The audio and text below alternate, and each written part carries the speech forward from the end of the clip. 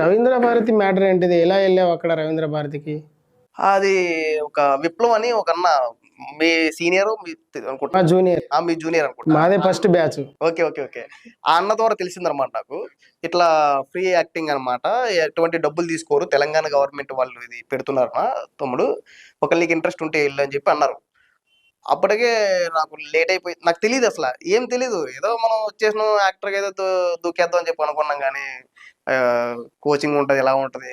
Government వాళ్ళు ఫ్రీగా కూడా పెడతారు తెలంగాణ గవర్నమెంట్ అప్పుడు అని అనుకోలేదు నేను. నిజంగా ఈ విషయంలో నేను కూడా థ్యాంక్స్ చెప్పాలి. తెలంగాణ భాషా సాంస్కృతిక శాఖ, తెలంగాణ ప్రభుత్వం మామిడి హరికృష్ణ గారికి నిజంగా థ్యాంక్ యూ చెప్పాలి. కుమార్ గారికి. అడ్ల సతీష్ కుమార్ అయితే మా గురువు. నిజంగా మీకు ధన్యవాదాలు.